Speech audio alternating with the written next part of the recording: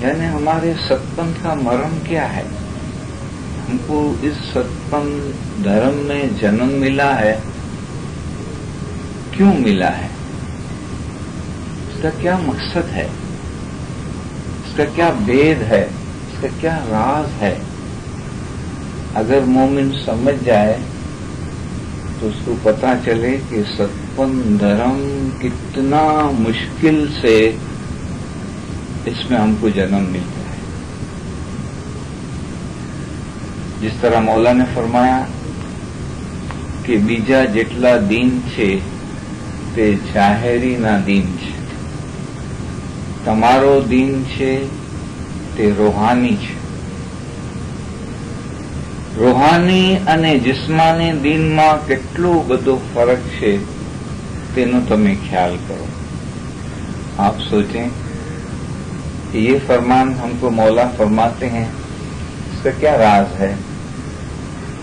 جتنے دین ہیں دنیا میں وہ روحانی نہیں ہے، کیوں؟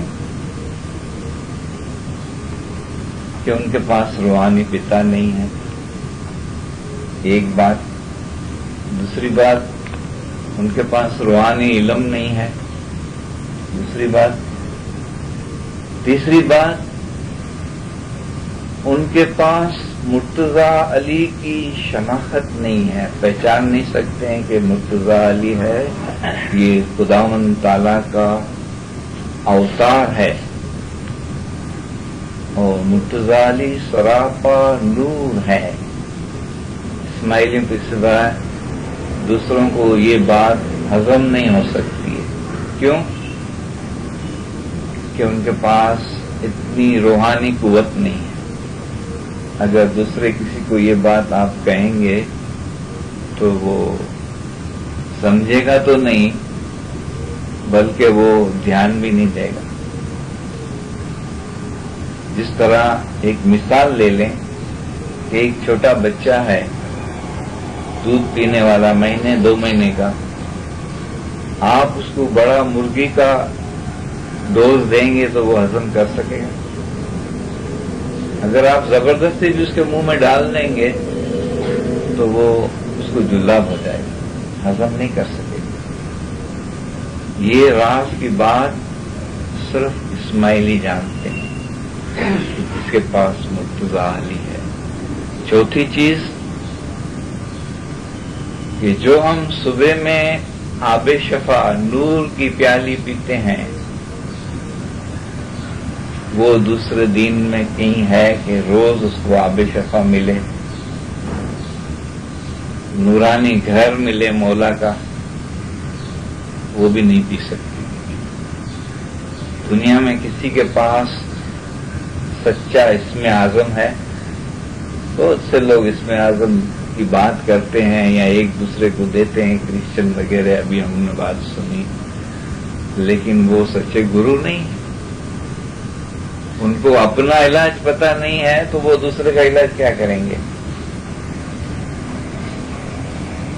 ایک سچا ڈاکٹر ہوئے دنیا کا، پوری تعلیم لی ہوئے، اس سے بھی بھول تو ہوتی ہے لیکن پھر بھی وہ کچھ حد تک صحیح دوا دیتا ہے، لیکن آدھا ڈاکٹر ہوئے تو اس سے جان کا خطرہ ہے، کبھی صحیح دے گا کبھی غلط دے گا، اس سے ری ایکشن ہو جاتا ہے اور آدمی مر بھی جاتا ہے۔ نیم حکیم خطرے جان اور نیم ملا خطرے ایمان۔ جو آدھا ڈاکٹر ہے اس سے بھی جان کا خطرہ ہے، جو آدھا ملا ہے اس سے ایمان کا خطرہ ہے۔ تو اس کو خود کو پتہ نہیں ہے کہ میں کہاں آیا ہوں، میرا مذہب جو ہے وہ کیسا ہے، کون سمجھا سکتا ہے جب تک اس کو روحانی علم نہیں ملے۔ اور جماعت خانے میں جتنی بھی نعمتیں ہیں، جماعت خانے میں بخششیں ہیں، حیاتی میں بھی ہے اور حیاتی کے بعد بھی ہے۔ اسماعیلی مذہب میں حیاتی میں بھی ہے، حیاتی میں اپنی مجلسیں کراتا ہے، روح کی مجلسیں کراتا ہے، اپنے آنکھوں سے دیکھتا ہے کہ میں یہ دے رہا ہوں، جس کو ہم بولتے ہیں ہاتھے اور ساتھے۔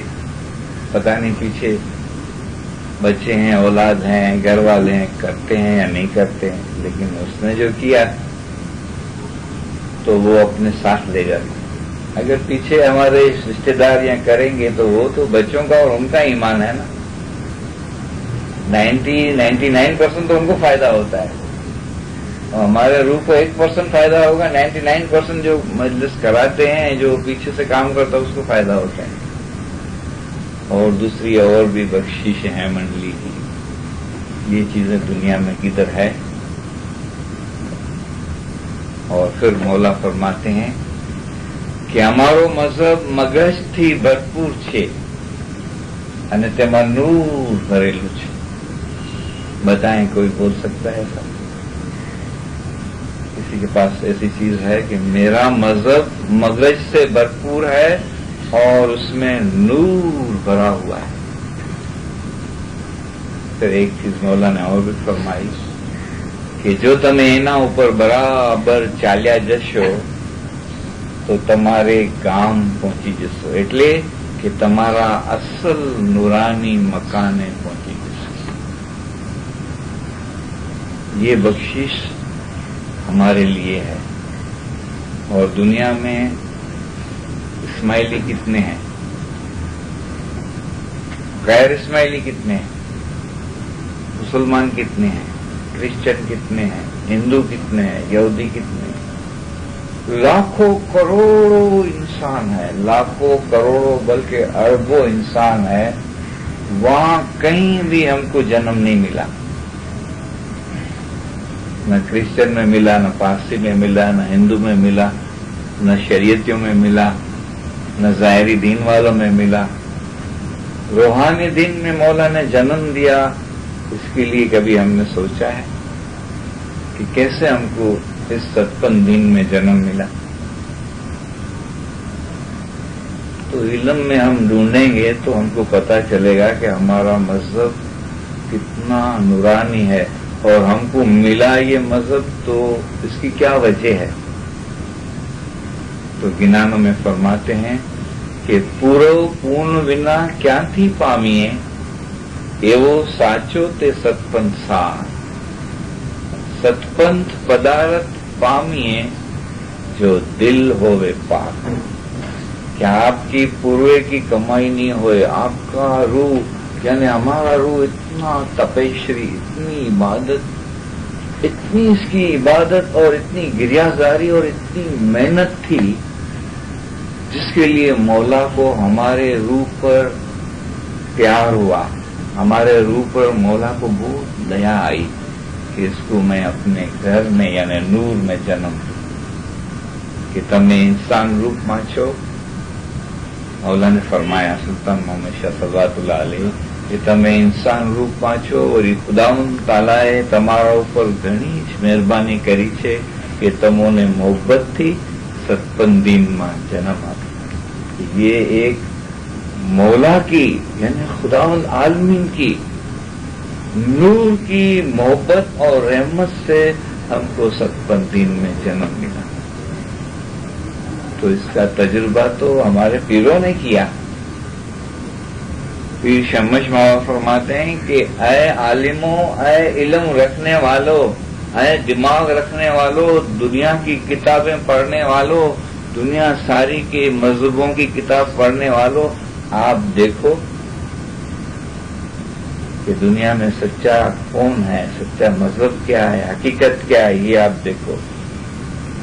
और हमदिल खालिक में पूरा शम्मश मावा ने फरमाया कि सुन बे मुल्ला, सुन बे काजी, यानी बड़े आलिम जिसको मुल्ला बोलते हैं, वो बड़े बड़े जो दाना और होशियार हैं, जो फतवा देने वाले हैं, जो जजमेंट करते हैं, मजहब का दीन की तोल करते हैं, उनको बोलते हैं कि जी सुन बे मुल्ला, सुन बे काजी, ये सृष्टि कहने रचाई कि किसने दुनिया तारी पैदा किया? आपने कभी सोचा है?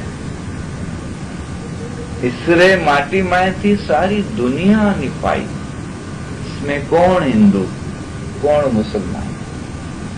तो मुझे तो कोई नजर नहीं आता है, सब में मुझे नूर नूर दिखता है।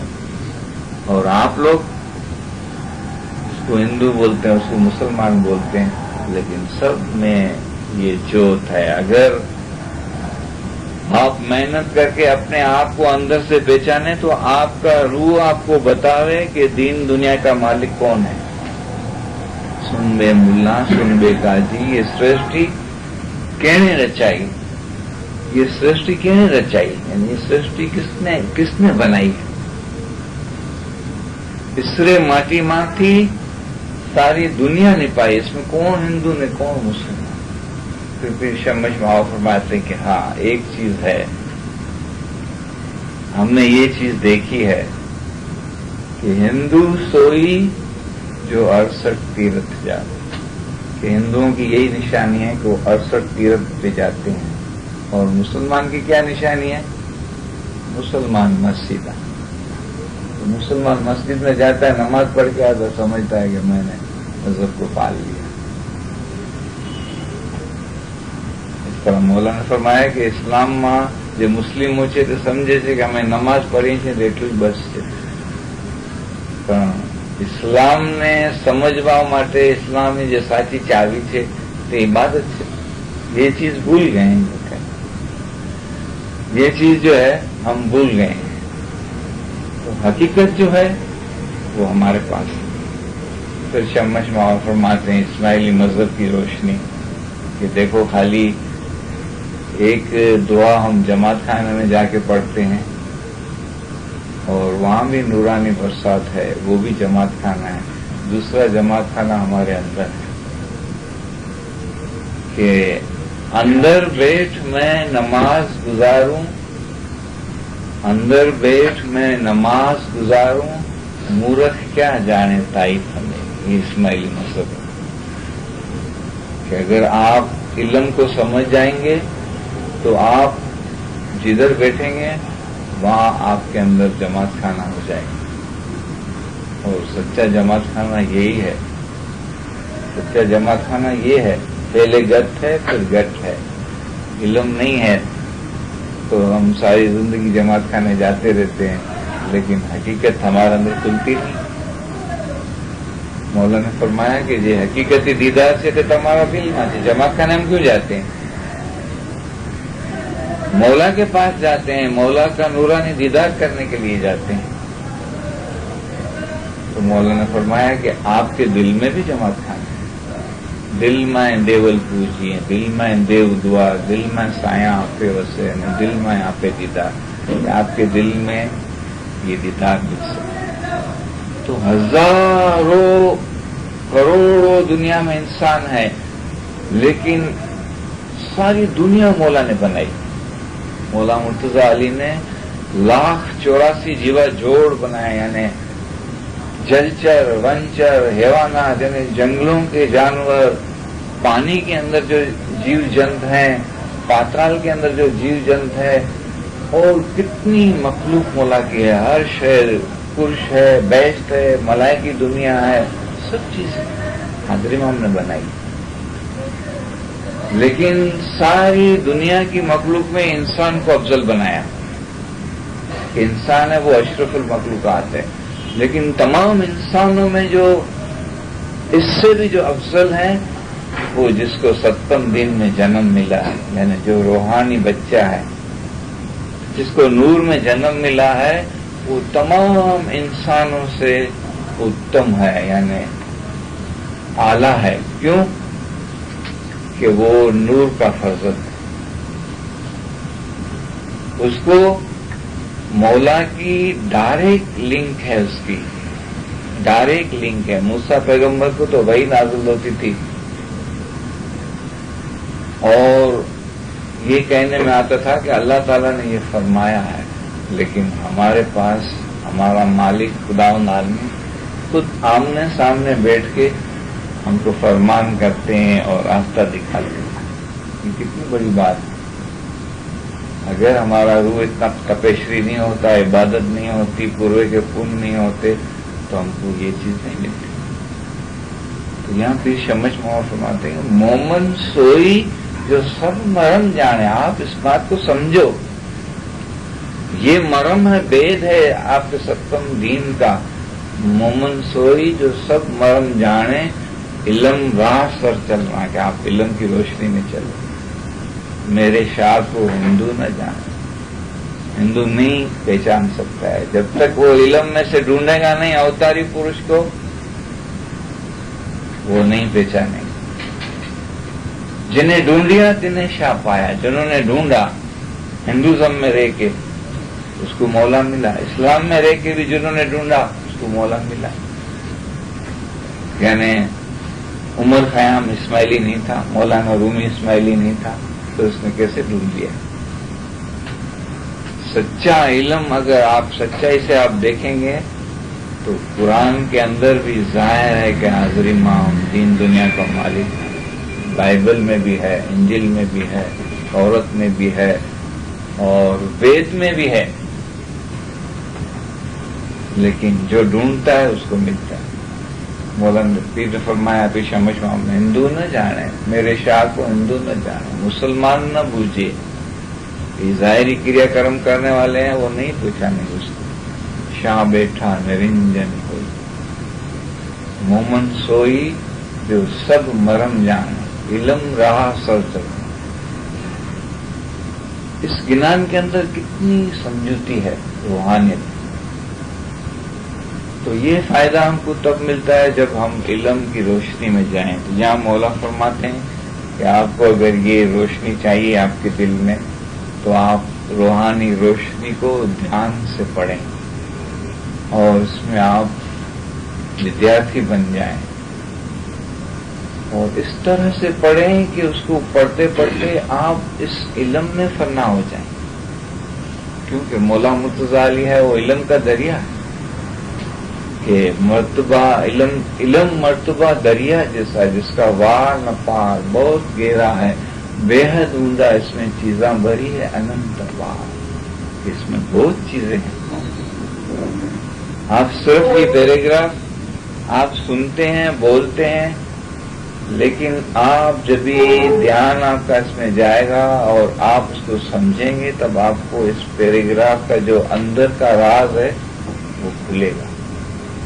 اسی لیے مولا نے فرمایا کہ تم ودیارتھی بن جاؤ اور پوری زندگی برابر علم تو سیکھو. ایک زندگی کافی نہیں ہے. دنیا کا علم تو آدمی 5-7 سال سے پڑھنا شروع کرتا ہے تو 20, 25, 30, 35 سال میں وہ کافی ڈگریاں وغیرہ حاصل کر لیتا ہے اور کچھ سمجھ لیتا ہے. لیکن یہ روحانی علم تو آپ کو ہمیشہ سیکھنا پڑے گا، آخری دم تک سیکھنا پڑے گا. کہ جب تک زندہ ہے تب تک آپ کو سیکھنا پڑے گا. جب آپ سیکھیں گے تب آپ کو روحانیت کے حساب سے ہوشیار، عقلوان، علمی اور ہمتوان بنیں گے. جس طرح پیر شمش ماں باپ جو علم دیتے ہیں وہ اتنے ہوشیار ہیں، اتنے عقل مند ہیں، اتنے علمی ہے اور اتنے ہمتوان ہیں کہ وہ ہر چیز آپ کو اپنے علم سے سنا سکتے ہیں. پھر شمش مواب کا گنان میں آپ کو اور بولوں کہ ایک شبد میں کتنی اپنی روح کی طاقت سے روحانیت بولی. ایک شبد سنو میرے بھائی، بولو میں اپنے آتما سے آپ کو ایک راز کی بات بتاتا ہوں. میں آوی سگڑ پنتھ ماں، کہ اس مذہب میں میرے کو دین میں جنم ملا ہے، اس کی خوشی کتنی ہونی چاہیے. بہشت ملے نا، اس سے بھی 56 دھرم میں جنم ملے وہ زیادہ بہتر ہے بہشت سے بھی.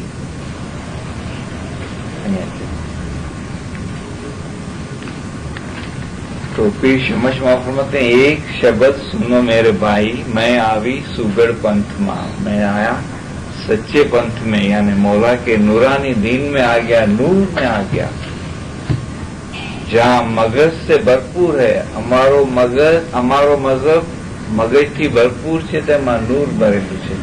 ہم کو کیوں اس میں ہمارے کو کیوں یہ روشنی نہیں ملتی ہے، کیوں نظر نہیں آتا ہے؟ اس کی ایک ہی وجہ ہے کہ علم کی کمزوری ہے. آپ دیکھو اس فرمان کو کہ پہلی چیز مولا نے فرمائی کہ آپ کا ایمان پاک ہونا چاہیے. کیسے پاک ہونا چاہیے؟ تمہاری روح عقل اور عشق، تمہاری روح عقل اور عشق، یعنی روحانی عقل اور روحانی عشق آپ کے اندر ہے، ایسا نہیں ہے کہ باہر کا آئے گا، آپ کے اندر ہی ہے۔ سدگور کہہ رہے عشق تو واڑی مانا نہیں پجے، عشق ہاٹے نہ ویچے، عشق تو ہیڑا ماتی نپجے تینو ہیڑو کوڑی کوڑی کھائے، کہ یہ عشق بازار سے نہیں ملتا ہے، کسی دکان سے نہیں ملتا ہے، کسی باغیچے میں پیدا نہیں ہوتا ہے، یہ تو تمہارے دل کے اندر ہے، مگر تم کو پتا نہیں ہے۔ ایسا حقیقی خزانہ تم نے جسمانی دنیا کے اوپر تمہارا سارا عشق بٹ گیا ہے، پھیل گیا ہے۔ ساری موڑی جو ہے تم نے دنیاوی چیزوں پہ، یعنی اپنے بدن پہ، جسم پہ، دنیا کی چیزوں پہ لگا دی ہے۔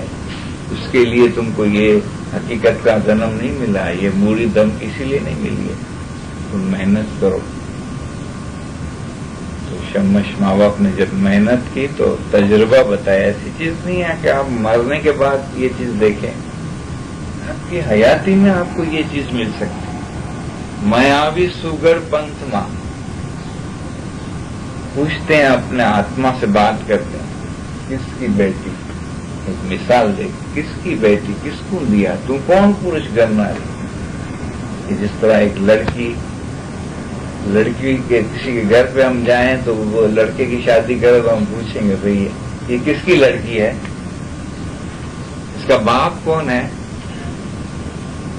اس کی ماں کون ہے، اس کے ساورے کون ہے، اس کا دھنی کون ہے، کس کی بیٹی، کس کو دیا، کس کی بیٹی کہاں دی ہے، اس کو کون سے خاندان میں دی ہے، اور اس کا کون گھر والا ہے، اس کا گھر والا کون ہے۔ یہ روح کی نورانی بات سناتے ہیں، ایک مثال دے کے، کس کی بیٹی، کس کو دیا، تو کون پرش کرنا ہے۔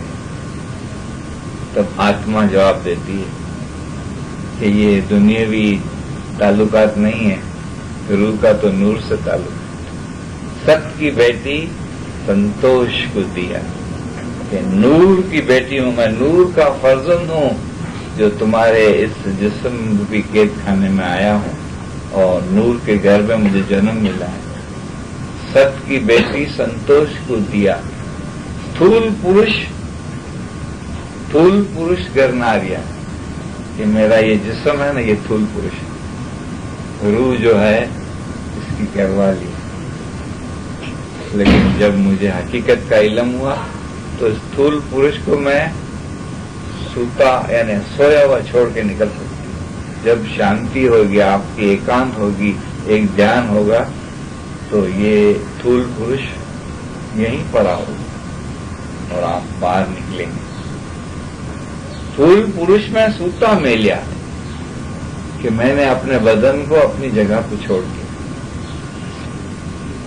تھول پورش میں سوتا میں لیا، بالک میں لیا جھولنتا، دودھ کرنتا میں چولہے میں لیا، میں آوی شرن تمہاری، کہ بالک اور دودھ یہ جو ظاہری دنیاوی باتیں ہیں، اس طرح ماں کا بچے میں پیار ہوتا ہے تو اس کے کھانے کا، اس کے دودھ کا، وہ سوتی ہوتی ہے نا تو بھی اس کو خیال ہوتی ہے کہ اس کے لیے دودھ میں نے رکھا نہیں رکھا، اٹھے گا اس کو دودھ پلانا پڑے گا، ایسے خیال۔ سوتے سوتے بھی بچے کو جو ہے جھولا دیتی ہے، اس کے خیال میں یہی ہے، سوتے سوتے بھی جھولا دیتی ہے، سوتے سوتے بھی بچے کیا سوچتی ہے، سوتے سوتے سب بچہ اسکول میں گیا، اب یہ پڑھے گا، یہ بڑا ہوئے گا، پھر یہ بنے گا، پھر یہ بنے گا، پھر یہ بنے گا۔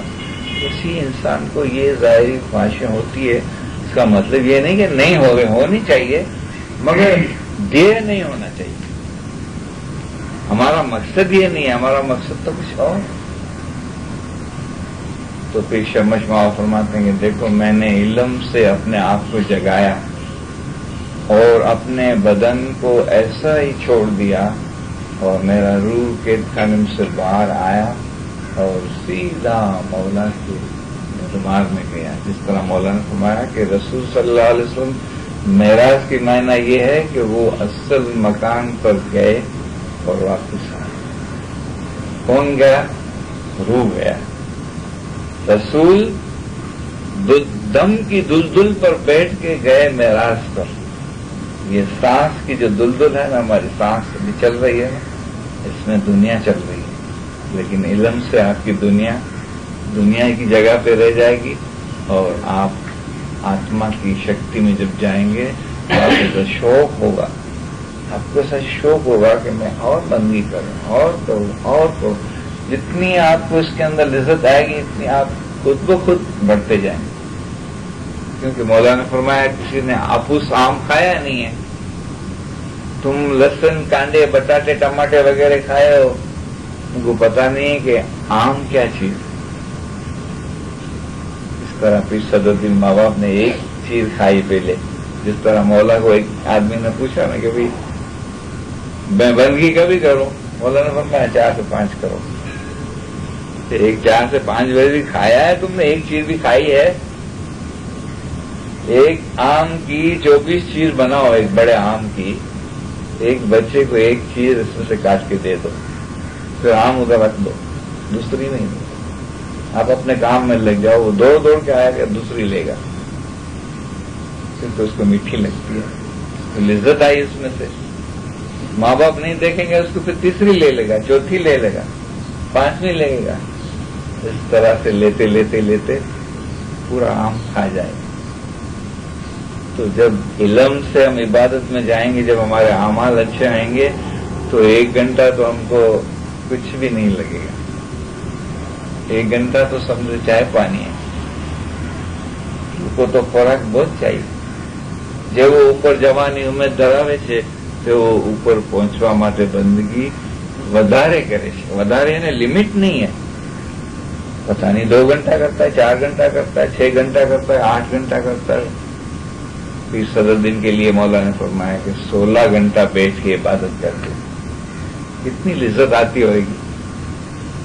और ये कैसी लिज्जत है, अभी शाकरी माजिल इमाम के फरमान पड़े गए कि ये कैसी लिज्जत है. आपने दुनियावी सब खुशियां देखी होगी, बच्चों में, माँ बाप में, बिजनेस में, कभी आपको चांस मिल गया, या और भी बहुत सी खुशियां देखी होगी, लेकिन ये खुशी कैसी है, ये खुशी सबसे निराली, सबसे अलग है. तो इल्म है, उससे आप देख सकेंगे. इल्म से तो मौला ने फरमाया पहली चीज आपका ईमान पाक होना चाहिए. जो ईमान पाक हो गया तो उसमें जो है रूह की जरूरी है, और रूह की जरूरी तब होगी जब धर्म का, मजहब का आपको पूरा ज्ञान होगा, पूरा मर्म को आप समझते रहेंगे कि हमको ये जन्म सत्संग में मिला है, ये लाखों करोड़ों जन्म के बाद भी एक जन्म नहीं मिलेगा, और कितना कीमती है, और कितनी बड़ी चीज है. तो आप, इसका मतलब ये नहीं कि आप दुनिया छोड़ देंगे, लेकिन दुनिया की जगह पे रहेगी, और मजहब और हकीकत आपके दिल में अलग होगा. आपका ध्येय जो होगा वो रूह के लिए होगा. चलते जाएंगे, बैठेंगे, उठेंगे, चलेंगे, सोएंगे, लेकिन आपके अंदर इसकी जुस्तगू चलती रहेगी. तब फिर शमशमा फरमाते हैं कि जब मुझे इसकी मस्ती मिली तो क्या हुआ, और चिंता मुझे किसकी नहीं. कहाँ गई दुनिया, बच्चे थे, माँ बाप थे, भाई बहन थे, घर थे, किसी की चिंता नहीं है. और चिंता मुझे किसकी नहीं, चिंता है मेरे जीव.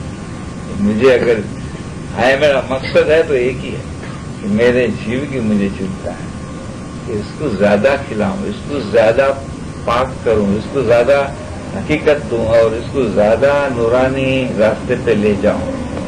जितनी बंदी करो थोड़ी है. और चिंता मुझे किसकी नहीं, चिंता है मेरे जीव की. जीव के कारण मैं सब कुछ छोड़ा, मैंने अंदर से सब कुछ छोड़ दिया, सब लोगों ने. किसी के लिए मेरे दिल में मोहब्बत नहीं है. मैं फर्ज अदा करता हूँ, न माँ के लिए, न बाप के लिए, न भाई के लिए, न बहन के लिए. इसका मतलब ये नहीं कि वो माँ बाप को, भाई बहन को छोड़ देता, का अनर्थ नहीं करता. जो अंदर डूबे हुए थे, मैं उसमें डूबा हुआ था, वो मेरे में डूबे हुए थे. माँ बच्चे में डूबी हुई है, बच्चा माँ में डूबा हुआ, बाप बेटे में डूबा हुआ, बेटा बाप में डूबा हुआ. तो इसीलिए थोड़ी जन्म हुआ. हम एक दूसरे में फंसे हुए हैं, और इल्म हमको निकालता है. जब इल्म से निकलेंगे तो आपका रूह और अक्ल और इश्क, तो आपके अंदर इश्क तो है, इश्क तो वाड़ी मन नहीं पीछे, इश्क हाथे न बेचा, इश्क तो हैरा में, तो आपके दिल में इश्क तो है, लेकिन गलत तरीके से इस्तेमाल हो जाता है। जहां देना है वहां नहीं देते हैं, जहां रुपया देना है वहां दुआना देते हैं, दुआना नहीं देना वहां रुपया दे देते हैं। दुनिया की मिसाल एक कीड़ी जितनी है और रूह की मिसाल हाथी जितनी है। हाथी को आप कीड़ी जितना खुराक देंगे तो उसका पेट भरेगा, और कीड़ी के पास हाथी का रखेंगे तो क्या होगा, कीड़ी तो हाथी के खुराक में दब जाएगी। इसी तरह से इल्म नहीं है तो हमारा जो इस्तेमाल करने का जो तरीका है वो हमारी गलती जो है वो इल्म से सुधर जाएगी। फिर मौला ने फरमाया कि जो इश्क बराबर होए तो ईमान रूह साथ एक थे, जो इश्क बराबर होगा तो आप में और मौला में फर्क नहीं रहेगा, आप एक हो जाएंगे मौला से। आप जेणे कलेजे बाण लाग्या नेत्रणा तेनी दृष्टि अवरे केम जाए, आपका ध्यान आप बाहर निकालना चाहेंगे तो भी नहीं निकल सकेंगे। और इल्म ऐसा दरिया है कि आप इसमें जब डूबेंगे, आपके अंदर ये इल्म आया तो जिस तरह आप दरिया के पास पानी के पास जाते हैं, उसकी ठंडक आती है, थोड़े थोड़े आप पांव अंदर डालते हैं तो आपको मजा आएगी। जितना ज्यादा इल्म में जाएंगे इतना आप गहराते जाएंगे, आपको आस्ते आस्ते फिर पानी इधर तक पानी आया घोड़े तक तो पानी आपको खींचेगा और खींचेगा और खींचेगा, फिर यहां तक पानी आ गया फिर आप एकदम खींच ले। ऐसी इल्म की मस्ती है, फिर आप निकलना चाहेंगे, कितनी भी रड़ियां करेंगे नहीं निकल सकते, क्योंकि आप इल्म के अंदर इल्म भी पानी में चले गए। तो ये फरमान में भी इतनी रोशनी है कि तुम्हारा रूह अक्ल और इश्क बराबर है, जो इश्क बराबर है तो ईमान रूह के साथ एक हो जाता है। इसका तजुर्बा आप गिनानों में देखो, कि सदरुद्दीन पीर शमश माओ पर कितनी रूहानियत है। ये हकीकत बोली है उन्होंने, मौलाना फरमाया पीर सदरुद्दीन बुद्धिवान दाना साचो અને બાતુનમાં પણ સાફ, कभी भी झूठ नहीं बोलते। तो पीर सदरुद्दीन माओ फरमाते हैं कि आवा गुरनर स्वामी ने श्रेव्या कि मैं मौला को याद करता हूं और मौला मुझे दीदार देते हैं, यानी मैं बोलता हूं इससे पहले मौला आ जाते हैं। आवा गुरनर स्वामी ने श्रेव्या ते तो उड़ा शाह ना दीदारिया, वो तो दीदार के बगैर रह नहीं सकता। वो कैसे हुआ, तो एवी रूढ़ी प्रीत बनना है।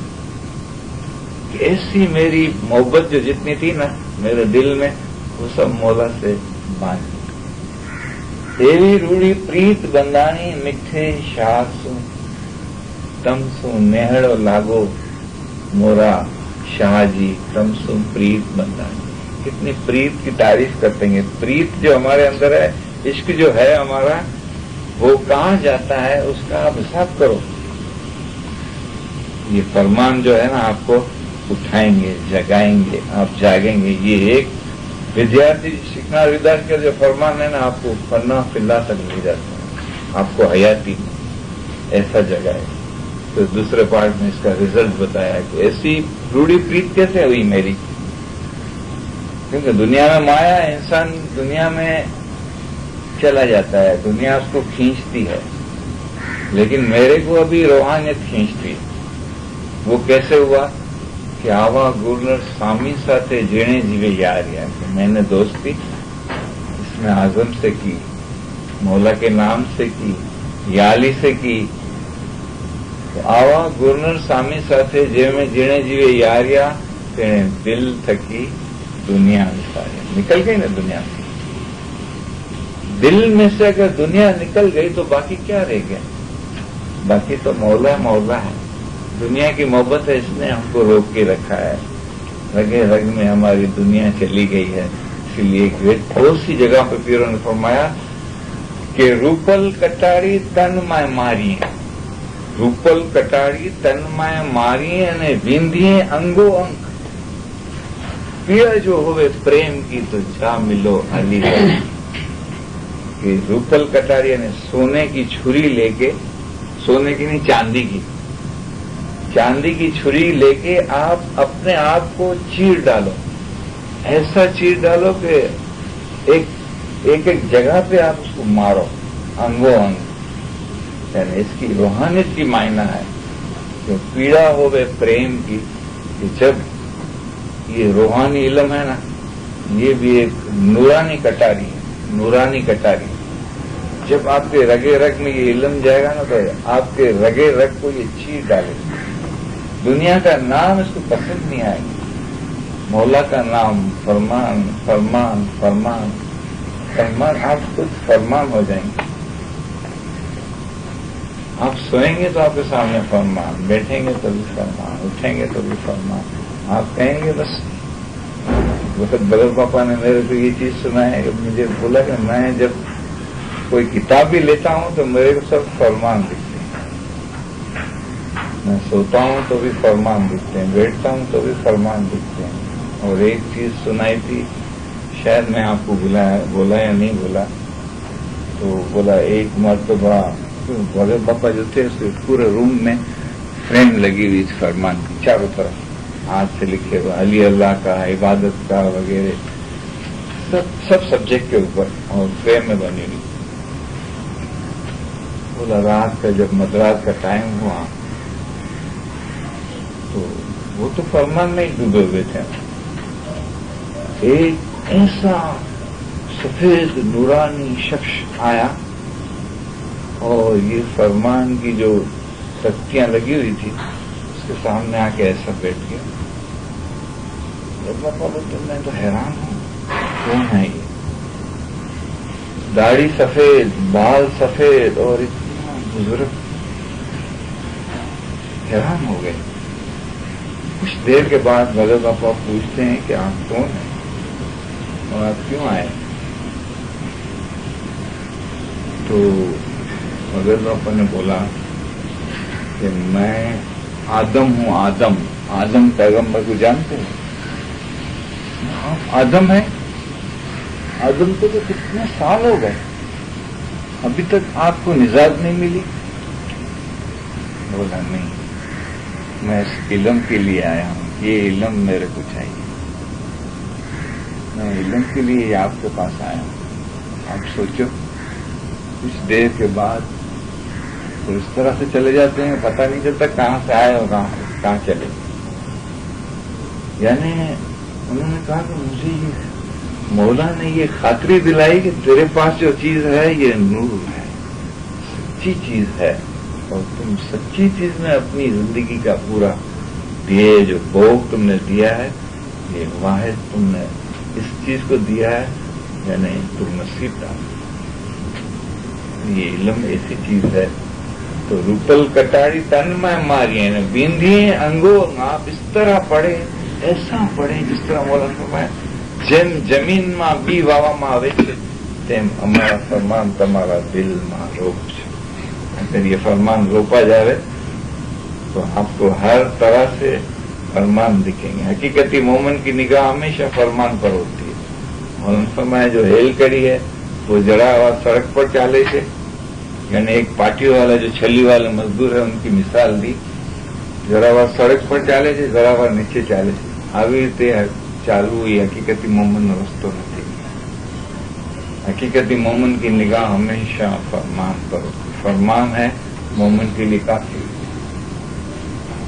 तो यहाँ मौला ने फरमाया, पीर फरमाते हैं तन में मारिए बींदिए अंगो अंग, आपके रगे रग में फरमान हो गए। जब फरमान से आप जाएंगे तो आपका कोई कसूर ही नहीं है, आप चलते हैं मौला के रास्ते पर। जो कुछ है मौला का ही है, आपका कुछ भी नहीं है। पीड़ा जो होवे प्रेम, जब इल्म आपके अंदर जागेगा तो आपके अंदर पीड़ा होगी। यानी जिस तरह पीर फरमाता है ना कि नाम लिया स्वती गणा पण प्रेम पीड़ा न लाए। ये तो धूड़ी ऊपर लीपड़ा जेम फूटा मंडल बजाए, कि नाम तो तुमने बहुत लिए लेकिन प्रेम और पीड़ा नहीं है। अगर प्रेम है तो पीड़ा नहीं है। पीड़ा होवे तो तुम जागरूक हो जाओ। जिस तरह एक आदमी को जरा लग जावे छुरी तो सोता है तो उसकी पीड़ा होती है, اس طرح یہ علم جو جاگتا ہے تو علم کی جب پیڑا ہوتی ہے نا، پیڑا جو ہوئے پریم کی، تو جا ملو ہری رنگ. جس سے ہم ساری زندگی آتے رہتے ہیں جاتے رہتے ہیں، لیکن وہ پیڑا نہیں ہے جو پیڑا ہم کو عشق اور محبت سے ہونی چاہیے. تو یہ ایک سبق میں مولا نے یہاں حقیقت بتائی، حقیقت بتائی کہ آپ کا روحانی عقل اور روحانی عشق ہوئے تو آپ مالا مال، یعنی بہت خزانہ آ جائے گا. اب اس خزانے کو سنبھالنے کے لیے جس کے پاس ہے اور جس کے پاس نہیں بھی ہے، اس کے لیے بھی یہ مولا نے علاج کرتا ہے کہ بیجو تمہارا اعمال پاک ہوا چاہیے.